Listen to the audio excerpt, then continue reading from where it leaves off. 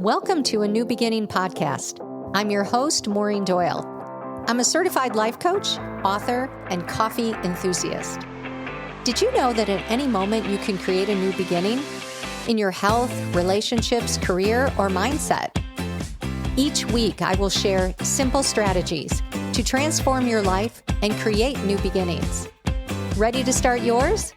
Let's dive in.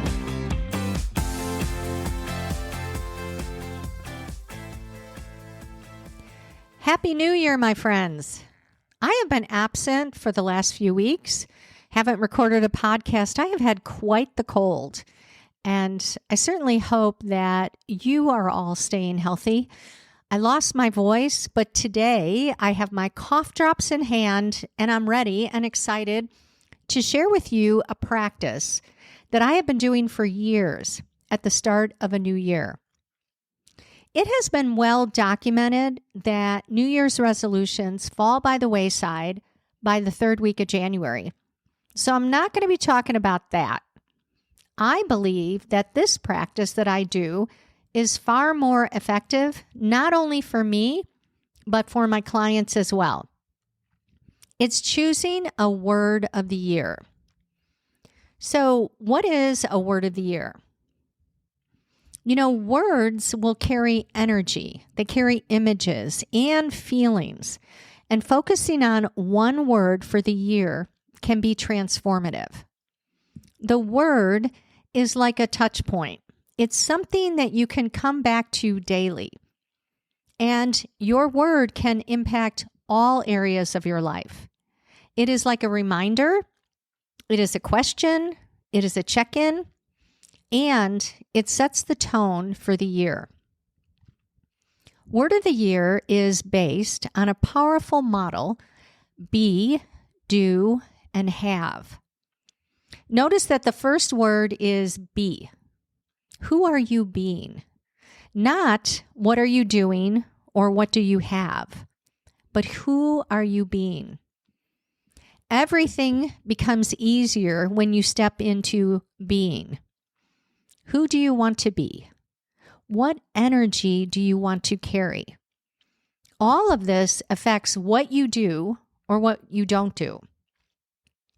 It's all on that being level. Again, who do you want to be? How do you want to feel? And what energy do you want to practice this year? What feeling do you want to practice?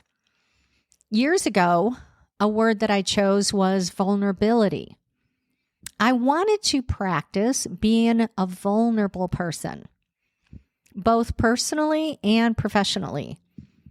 I wanted to become a woman that can step away from that idea of being perfect in all areas of my life and then start to show up and be more vulnerable. Not hold back. Be authentic. Show myself more. Drop perfectionism. So each day, I ask myself, how can I be vulnerable today? I started to show up more in my business and my personal life and share my humanness. And my life started to improve because, let's face it, trying to be perfect is exhausting. And it's not attainable because the bar just keeps moving. Here's the thing with perfectionism as well. You get to decide what is perfect. You make that decision. You get to decide what you did or didn't do was just perfect. Another year, I chose action. What I had realized was that I was in my head a lot and not taking action in my business. Again, each day I ask myself, what action can I take today? And as I mentioned, your word of the year encompasses all of your life. So action could also be going for a walk instead of thinking about it, or taking the action of going to the gym instead of just putting it on my calendar for another day. Taking action could be starting a podcast instead of researching how to do it. I love that word because it reminded me to stop thinking and start doing. even if my action was not perfect. So, research shows that New Year's resolutions are dropped by the end of January, and I believe that it is because they are all on the do level. Once we fail to do it, whatever it is, we decide to ditch it. It's that all or nothing thinking. It's something that we all do, us humans. But with a word of the year, we can focus on that word for the entire year and let it guide us. So this year, I have chosen the word wealthy. Being a wealthy person is not about the number in your bank account. At least that's the way I think of it. A wealthy person is a person that feels abundant, appreciates all that's in their life. That is what I want to remind myself this year. I am wealthy. I'm wealthy in my relationships, in my health, in my business, and in my finances. Having that feeling of wealth and abundance will guide my thinking. It will impact my energy.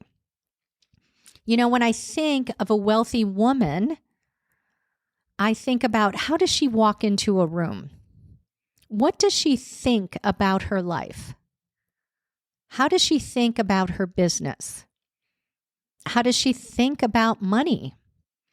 How does she spend her time and her money? And how does she treat herself? And how does she treat her business? I love that feeling of wealth and abundance. It is a feeling of enoughness, and it really doesn't rely on any particular number in the bank. It's an energy and a mindset that will guide me in my actions this year.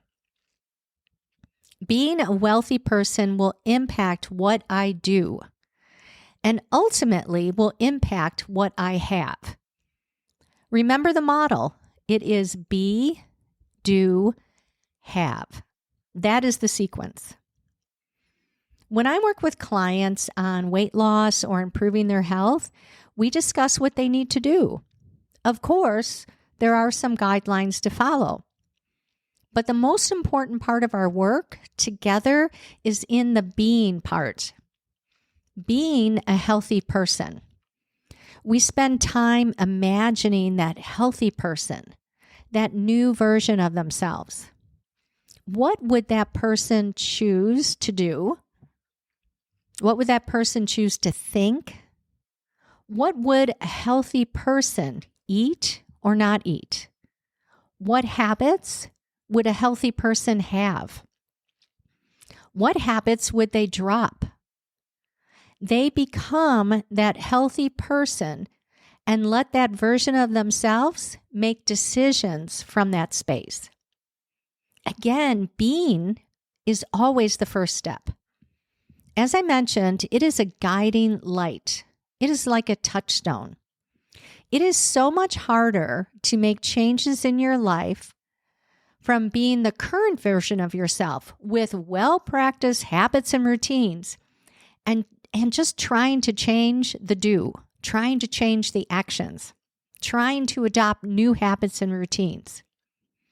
If you really want to change yourself, focus on the being. Focus on that feeling and that energy of the next version of yourself. So, what word would be fun for you to focus on this year?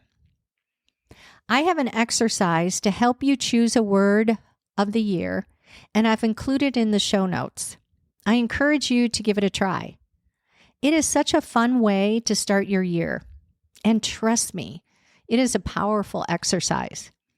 I have seen my clients make huge changes in their life over the course of a year when they use a word as a guide in their life. So check out the exercise, and I would love to hear your word of the year.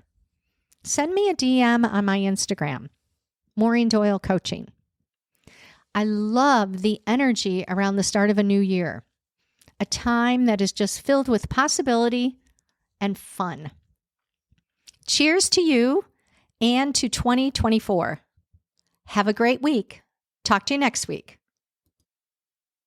If you enjoyed this podcast, check out my free workbook, 6 Secrets to Getting Anything That You Want.